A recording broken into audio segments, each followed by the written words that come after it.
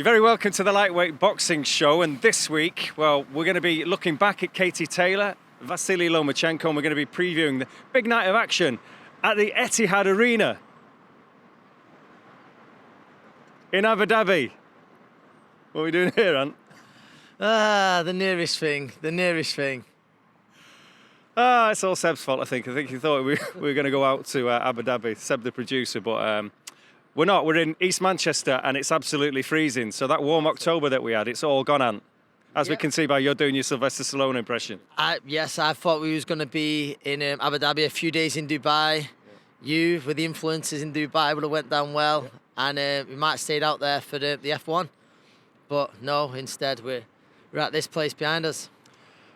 Where else would you want to be? Anyway, we will have a quick look back then at Katie Taylor. She was in action, of course, at the weekend, and in against Caraballo's tough Argentina as we thought she would be. Katie, obviously levels above. Wish she kind of just holding a little bit back, just going through the motions a little bit and not getting too involved, which is probably the right thing to do.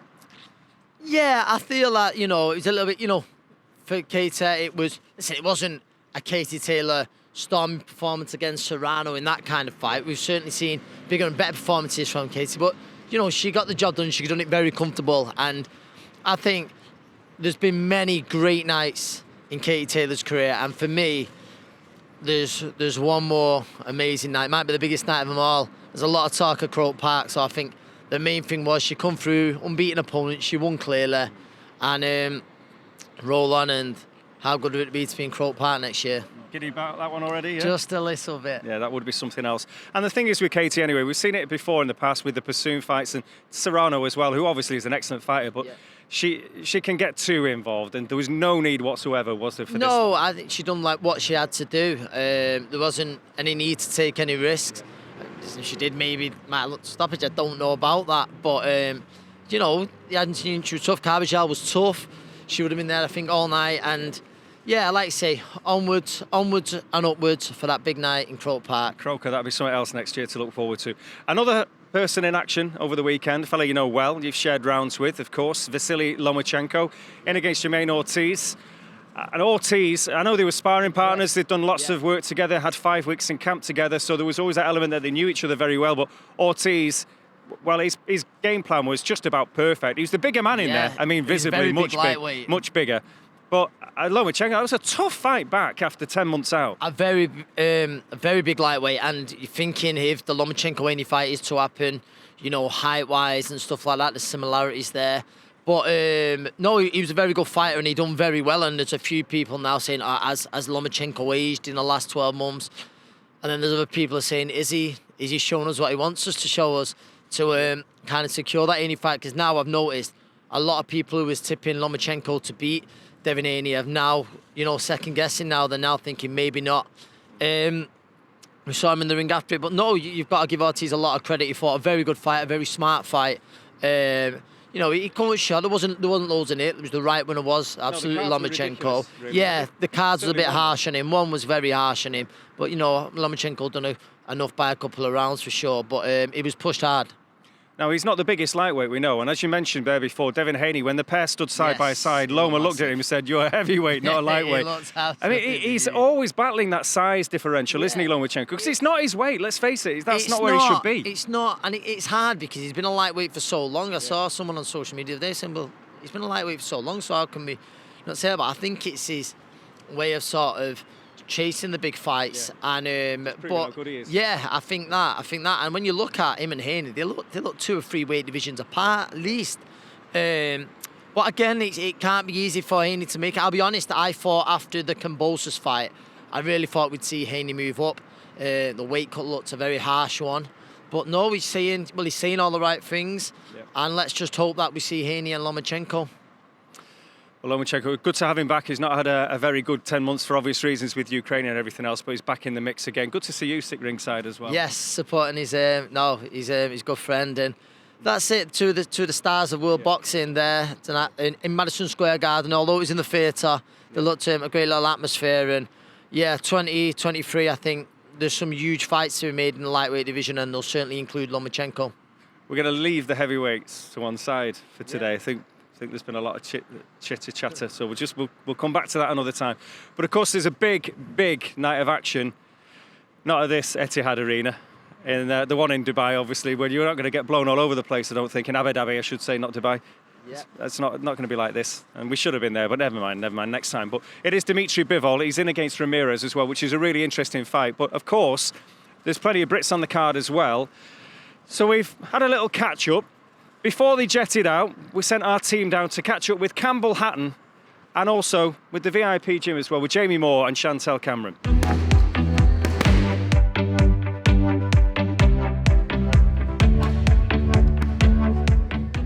Going into this one, obviously McCaskill presents her own problems. She's a bit different than any other fighter you fought before. Are you preparing any differently, or is it just business as usual? So for me, I've been fighting since I was 10. So I've boxed every style there is. I've had, from the age of 10, sparring men, as a 13-year-old in women's categories. So I've had all the experience, kickboxing, Thai boxing, amateur boxing, pro boxing. So McCaskill definitely has a different style to anything I've boxed before, but I'm very good at adapting, and I've been in there and got a lot of experience with so many different opponents, sizes, male, female, obviously not fighting men, but sparring men.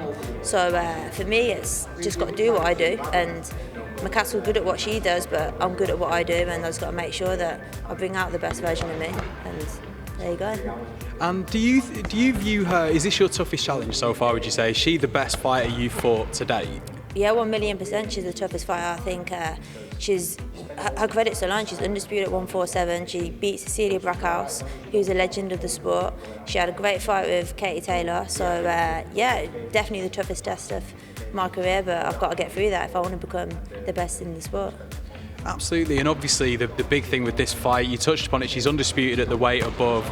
This fight is to crown an undisputed champion as well. How much does that mean to you that you could walk out with all the belts? To be undisputed is a dream come true for me. I think this is what you turn professional boxing for. You want to be a world champion, but you become a world champion, it's kind of like, right, I want all the belts now, I want to be the best in my division. So being a world champion at 140 means I'm sharing that with another 3-4 girls if they all have world title belts as well. So I want to be number one in my division and I want all the belts, I don't want to share it. And a fight that a lot of people have spoke about for you potentially after this one is a fight with Katie Taylor. It sort of would be like a natural fight, I think. Is that something that you'll be looking to target if you win this next one? Yeah, for me it's focus on what's in front of me for now. Like McCaskill's in front of me, so I'm not going to look beyond that. But I've always wanted the Katie Taylor fight. I think what woman doesn't want to box Katie Taylor if you're round about that division, because she's the pinnacle of women's boxing along with Clarissa, so I want to crack at the best of the best. So yeah, I definitely would be interested, but for me it's get the win on November the 5th. I think one of the reasons women's boxing has become so popular is the great thing is we get these fights with you guys moving up and down in weight, and obviously the fights seem to cover a lot more weights than they would when it's the men. Is that something you've thought about, sort of going up and down? Is there sort of like a weight range that you think you would fit into perfectly, that you maybe want to go up and down through, like for your career? Yeah, I think obviously this bout is at 140 for undisputed, but McCaskill holds the belts at 147 undisputed, so I'd like to get a shot at her belts as well. I'll put my belts on the line, and obviously Cali Reese's vacated, and I think the winner of me and McCaskill should give Cali Reese the first shot at them belts, but also McCaskill should put her belts on the line at 147. I'd probably say my career's gone perfectly as far as development's gone. I've had lots of top experiences on big cards, and then I've also had a few more quieter shows where you can go and you learn your trade. I've had ups and downs to my career, so I think as far as getting the experience behind me, it couldn't have gone much better really. I've got little bits of a plan on how we, like, things we want to have done by like certain times, so like I plan for like the next 6 months or this time next year, but don't get too far ahead of ourselves really, and just concentrate on what we've got in front of us. Chantelle's in great shape. We've had great sparring. She's been sparring with Akib Fiaz, Jack Catterall, Sean McGoldrick, Gamal Yafai, all the gym mates. We've had Amara Taylor, who was on GB. She's been over sparring as well. So we've had some really good rounds in, and yeah, she's on form. And is there any difference in preparations when you have to fight in a climate like Abu Dhabi? Not really, no. I think the arenas are all the same. They're all air conditioned. Obviously, acclimatising in terms of the weather is just to make sure you don't do anything stupid, like go out in the sun too long. But you know, places like that, because it's generally hot all year round, a lot of the places inside are air conditioned, so there's not much difference. And ahead of this fight, I was wondering as well, Chantelle gave an interview in which she said that there's only really one thing that McCaskill does well. Are you guys viewing McCaskill as a one-dimensional fighter going into this? I think we'd be ignorant to do that. I think for the vast majority, if you watch her career, she doesn't fight that much different, but that doesn't mean that she can't. So we have to be aware of that. We have to cover every base that we have. So for instance, that's why we've had Akim Fiaz has been in there dancing around the ring, sort of getting on the back foot just in case she tries to switch it up and take us by surprise. So even though we've got a pretty good idea of how she's going to come out, Jessica's one of her best attributes is that intensity and that aggression. You know, we're ready for that. But if she comes out different, then we'll just adapt. Chantelle's a very adaptable fighter. And obviously, you know, that one thing, if you want to call it that, McCaskill does do it incredibly well. And are you guys viewing this as the toughest fight of Chantelle's career so far? Of course, I'd be disappointed if it wasn't going to be. You know, it is for the undisputed titles, and so it's for all the marbles, and it should be a toughest test. Chantelle's rarely got out of sort of second or third gear up to now, so you've not seen the best of her because she hasn't had the opponent to bring the best out of her. And that's why I'm excited for this fight, because I believe everyone's going to see the best of Chantelle because of how much respect we've got for Jessica and how good we know she is, and that intensity she's going to bring. It's going to be a phenomenal fight. And if she comes through this one, obviously you talk about going up in levels of opponent. Arguably the next level up would be Katie Taylor. It's a fight that Chantelle said she wants in the past. Is that a fight that you guys are targeting next, should she beat McCaskill? Yeah, I think obviously that's always been anyone who's in or around that weight division wants the chance, the opportunity to challenge Katie Taylor and test herself against her. She's a phenomenal fighter and she's one of the all-time greats. But Chantelle, that's not the be-all and end-all. You know, Chantelle, well, first of all, Jessica McCaskill is the undisputed champion at the weight above. That's always an option in terms of rematch. Amanda Serrano, that was a very close fight between her and Katie, so that's another option for Chantelle. And you know, the girls seem to be going up and down the weight divisions a little bit more freely than the lads, so there's other options there, even at light middleweight. You know, you've got Tasha Jonas, who's a good friend of Chantelle's, but there's some massive fights to be made in and around them weight divisions, so we'll wait and see. But you know, by no stretch of the imagination can you look past Jessica McCaskill. You know, we're dreaming about these fights in the future. First and foremost, we've got to get past this massively tough challenge first. So Campbell and Chantelle, Jamie as well, in great form and big opportunities just to showcase the talents. Well, Chantelle's in a hell of a fight, isn't she? She is, and it's the kind of fight that she's been crying out for, you know, undisputed, all the belts, and she puts her, or cements her place, in women's boxing history by becoming that undisputed. She does it on Saturday night. I believe she will do it. Yeah. It's not an easy fight whatsoever, but I believe Chantelle Cameron, very, very good fighter, and I think the better the opponent, the more she raises her game. McCaskill, she's got a tough fight. I know there's been a lot of back and forth on social media between McCaskill's manager, Chantelle, but now I'm really looking forward to this one on the card. The thing is, with Chantelle, so long she was kind of chasing Katie Taylor. Now there's other names being mentioned, of course, and again, Natasha Jonas, it's brilliant for Natasha, isn't she? Because everyone's talking about her now. It doesn't matter what weight division you're in. No, Natasha's profile right now is absolutely sky high. But I know her and Chantelle are friends. I've been there when they've had some of the spars, and some of the spars have been absolutely fantastic. So I would be surprised if we've seen that, like the good mates. But some of the sparring I got to see, it was unbelievable. Well, of course, there are plenty of other fights to look forward to as well. A couple that we haven't mentioned, a couple of local lads to us as well, local to here.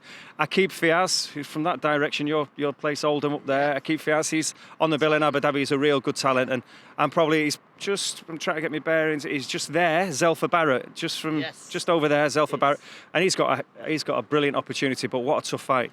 It is a tough fight with Rakhimov, fighting for a world title, and I first sparred Zelfa, I think it was around 7 years ago. It's a lad I know very well, and it's a lad I'll be rooting for so big on Saturday night to go out there and become world champion. It's a great story. With Zelfa as well, I've done a you? lot of sparring with Zelfa, and it's funny because just one of his last spars was with a fighter I train, Alex Dilmagani, in my gym, so it sort of works full circle. He was there, you know, with his Uncle Pat, and you know, one of his last spars, and he looks in fantastic shape, looks really well. And the whole story, I think, you know, I've seen Matchroom putting bits out the other week, and the last 12 months or so, you know, he lost his mum, who really was his best friend. And it's been so hard to become a dad, and it would just be not an end to an amazing story, because obviously he'll go on to do great things after that, but this would be like just what a chapter in the story and the life of Zelfa Barrett. And listen, he's got a tough fight on Saturday night, but I genuinely believe Zelfa gets it right on the night. He's got a great chance of becoming world champion, and I've said it for a long time. Zelfa Barrett's got the skill set, the power, and just the all-round attributes to be Manchester's next world champion. I've said it for a bit, and I really hope on Saturday night we get that. And if he does come through as well, I think we could look forward to an all-domestic one with Joe Cordina. Yeah, which I think it's been confirmed, and rightly so. You know, Joe Cordina, it was harshly stripped, but the IBF are tough with the mandatories, and I think we will see that. And listen, it'll be a great domestic world title fight, and what a fight it would be. So no, it's only right that Joe gets a crack at the winner, and that's what I think is going to happen. So yeah, we'll see. Well, of course, headlining is Dmitry Bivol, and there's a lot's been going on around Fight Week, of course, as it always is in Abu Dhabi, but I caught up with Dmitry to find out how he was getting on in preparations for this big night. After Canelo fight, I had a rest around 1.5 months. Then I came to Los Angeles. I trained there. Then I came to St. Petersburg. I trained there. And when I knew about my fight against Zurdo Ramirez, we came to Kyrgyzstan. It was first step for before the fight. After Kyrgyzstan, we came to Krasnodar, Russia, and then we came here to Abu Dhabi. 3 locations, to be honest. Yeah. An interesting build-up, and then obviously with Abu Dhabi, again, the Middle East is very much on the map now for big fights. How excited are you to fight in Abu Dhabi? I'm really excited to fight in Abu Dhabi because I'm the man who will represent boxing in Middle East in UAE, who introduced boxing. I just called introduce boxing. I will introduce here, and I'm glad that this maybe second or first fight, I don't know, world championship fight in Abu Dhabi. I don't remember. I think it's probably better known for MMA in Abu Dhabi at this moment, but it's something that can change, obviously. So with the fight with Ramirez, then again, a new challenge, a southpaw, a big opponent again. What do you expect on the night from him? I expect good fight. I expect aggressive. I expect that he wanna fight because sometimes you fight against someone and they think about only keep the distance, survive. But Ramirez is not like that. I think it will be a great battle. So we'll expect a very aggressive fight. And again, you're going to be confident. Clearly, you think that you win this fight. That being the case, then obviously Beterbiev has the belts as well. And again, there's a lot that would make sense with where you're from, and also with all the belts and everything else. That clearly then is the route you want to go down after this fight. Is that right? Of course, my dream, my goal to get more belts, and doesn't matter who has these belts in my weight division. I want to fight against the guy who has another belt, of course. Who else do you highly regard in your division? Because in the UK, we have Callum Smith. You've already boxed the likes of Craig Richards. There's others like Joshua Boatsi. Who do you think out of the UK fighters that you like the most, if that makes sense? Yeah, these two guys, Joshua Boatsi and Callum Smith, they are good fighters. Of course, they are one of the best from England. And I think they have a good future. And you'd be happy, obviously, to fight any of those down the line? Of course, it would be great fight against these guys. Yeah, a lot of English fans, but I rather fight against fighter who has another belts, you know, because I move forward. I wanna get a chance. I wanna get my chance. I wanna do this more than I give the chance for someone else. And I know everyone's always going to ask about Canelo and that brilliant performance in May. And again, I'm sure Canelo at some point, your name's always going to be mentioned after what you did to him.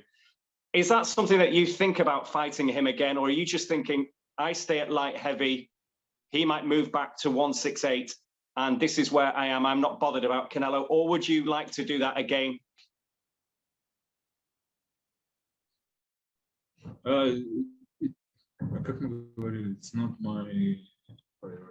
It's not my priority to fight him again. I said it before, I want to move forward. I want to move forward for belts, for my legacy. Yeah, just finally, could you make 168? Because I know that's something you've said in the past. Would you do that now, or are you staying 175?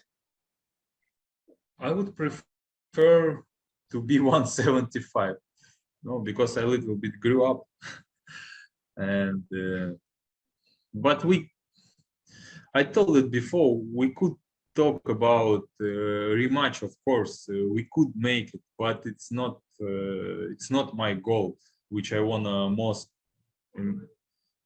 more than anything. No, we could talk about 168, 175 against the rematch against another guys, but I have a goal. I want to be the undisputed champion.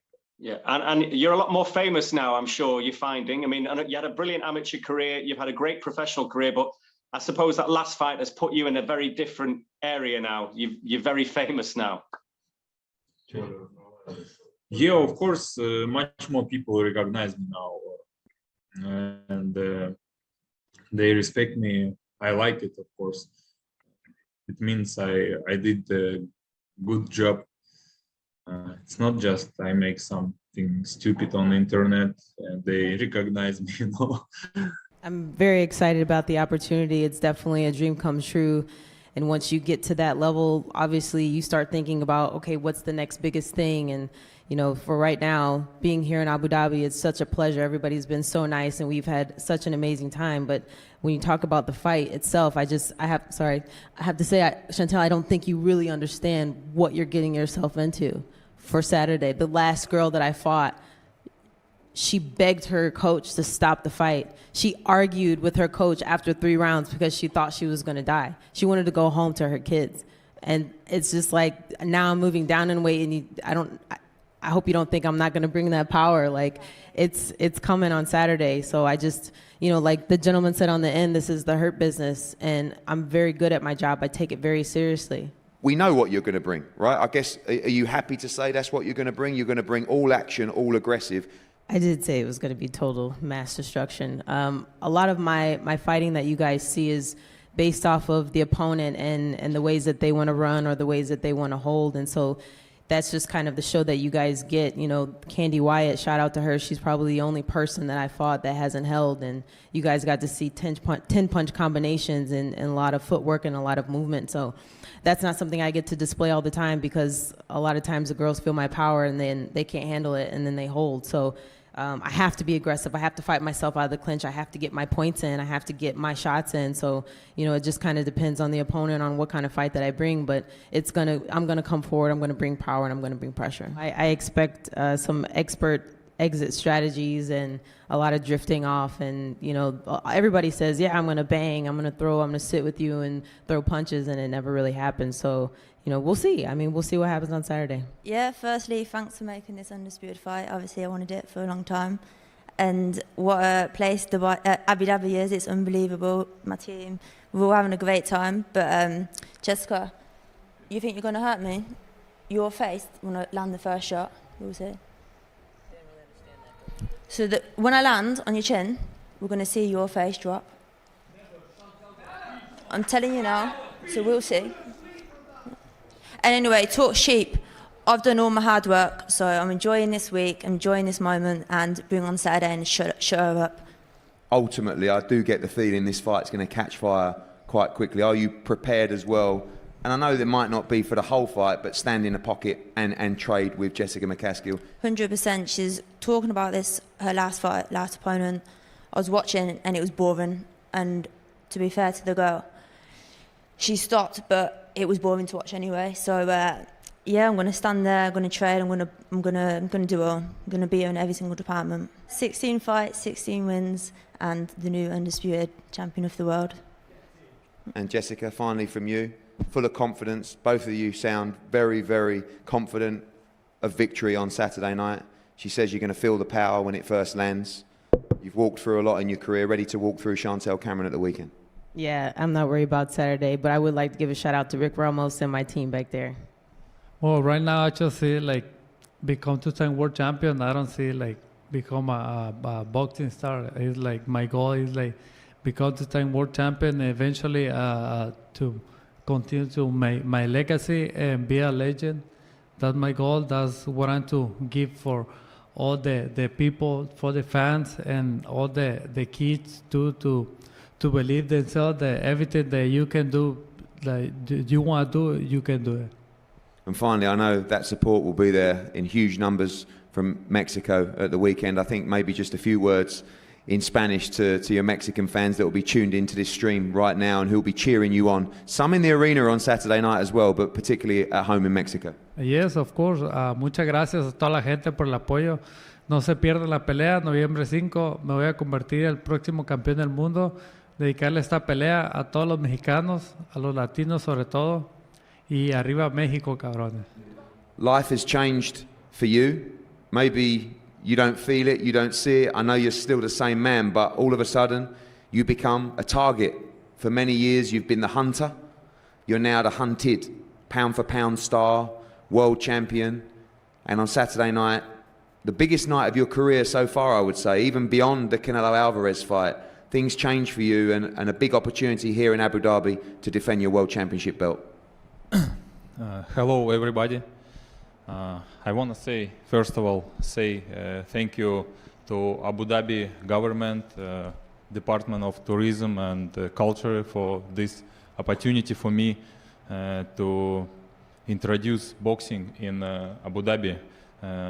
Thank you to you, Eddie, and Gilberto Ramirez and his team, everyone who involved in this fight. Thank you, my team. I really have a big trip to get this belt, and I don't want to leave it. I will fight for this, and I want to keep it, and I want more.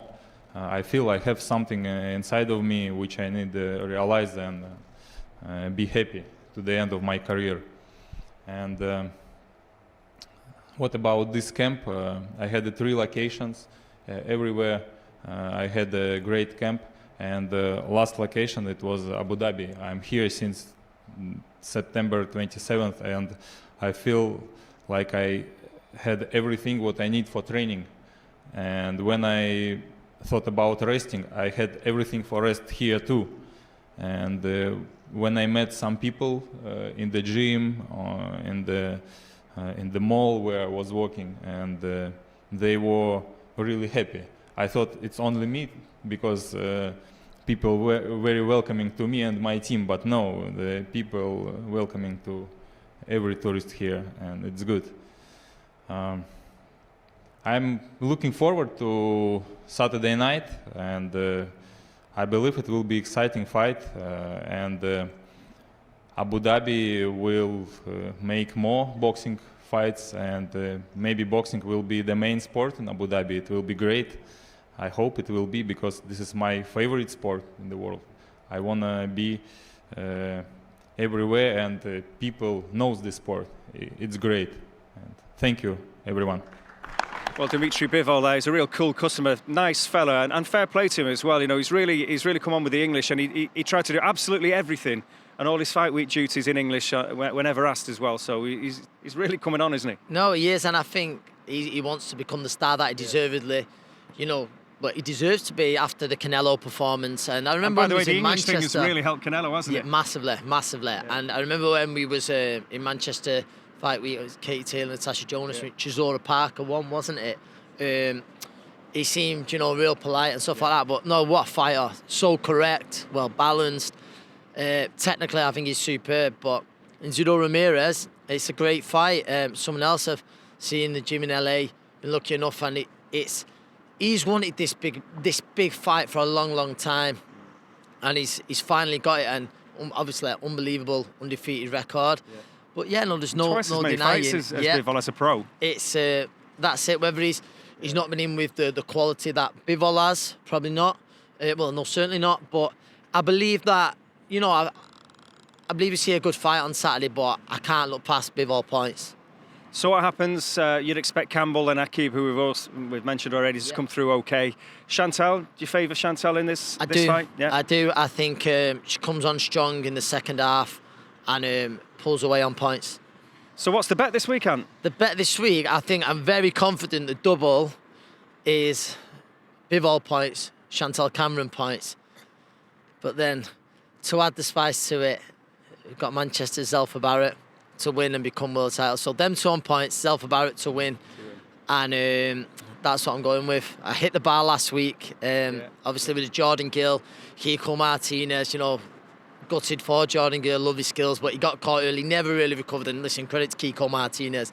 He, when you look at his last 5 fights, obviously the fight with Zelfa Barrett and Josh Runton are the only fights he lost, but he was right in them, and he's had 3 big wins. So, an unbelievable Peter Pan. He's. I'm not sure if that's the right reference. Peter Pan was.